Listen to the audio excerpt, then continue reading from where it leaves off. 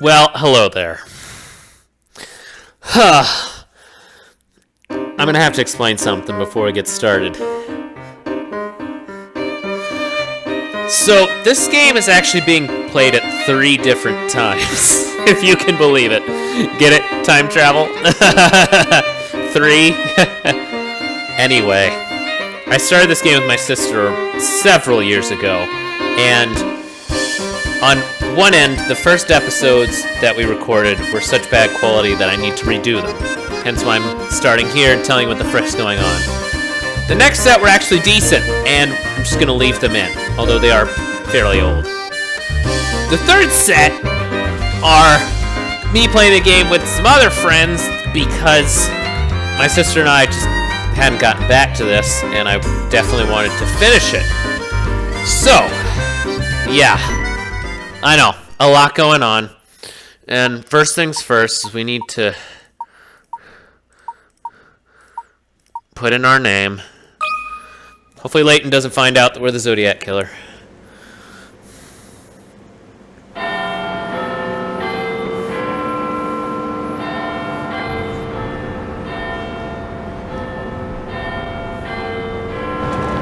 Yes, London is very London-y today.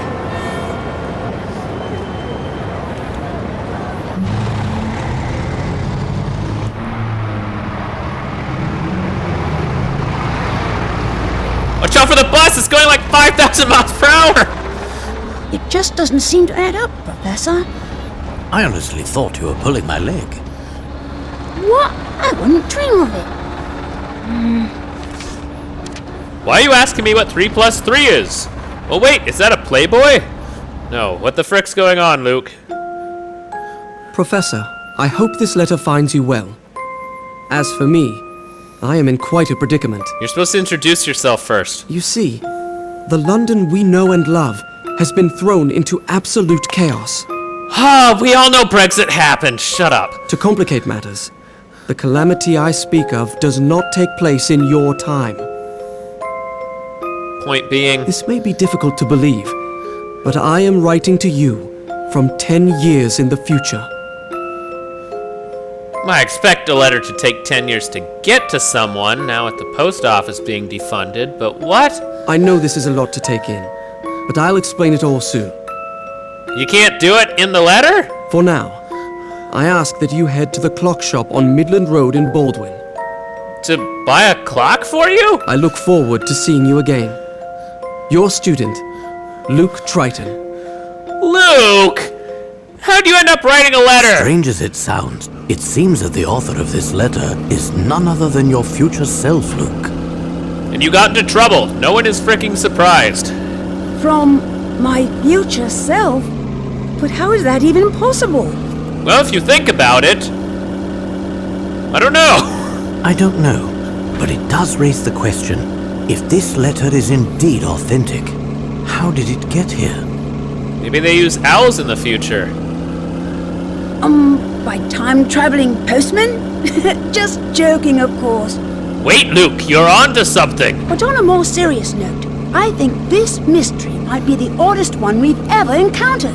Ah, Luke, but do you remember that time I couldn't find my keys? That was pretty mysterious. Indeed.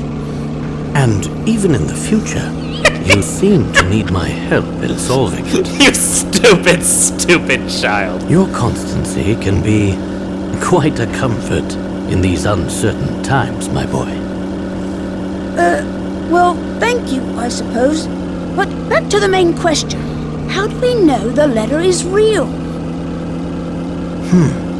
Well, we haven't much to go on yet. But I can't help but think that this strange occurrence is connected to the terrible events of last week. That's right, when the milk spoiled in my fridge. No one's gonna mention the strange events that happened. Okay. Strange letter. The letter was strange. What's going on? Don't know, don't care. It all started about a week ago. When I was first allowed to monologue.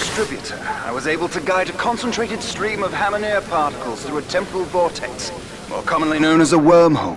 A stream of particles allowed me to divine the terminal points of the vortex. Armed with this information, the next step was to artificially distort the flow of time and generate a massive magnetic field via a Sula coil. Luke, if you weren't such a bitch, we Once wouldn't the gotten a magnetic table field so far is back. firmly established, one has the ability to quite literally punch holes or hive gaps into the very fabric of space-time. After this crucial step, it is simply a matter of constructing an energy gate. Now I'm done making up words. Quite the spread we have here, Inspector. You done eating? Good. Though it does make me wonder what we did to deserve invitations to such a feast. Yeah, why did they invite the cops? It's obvious, Barton.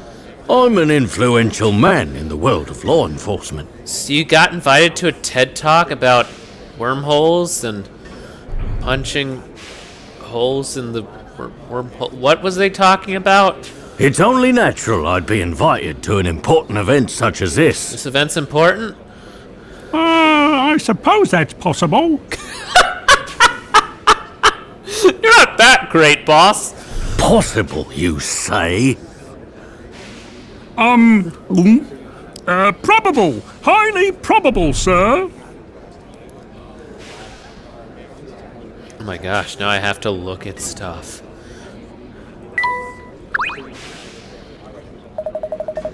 Well, the food is certainly nothing to write home about. Sorry you feel that way, sir. I think it's quite scrumptious myself. Bah, this oversalted chop and pile of wilted greens is nothing on Amelie's cooking. And why are you eating it, sir? If that's your feelings, I'd be happy to relieve you of that, burden. Now see here, Barton, if you don't return my chop to me at once, I'll have you driving a desk next week.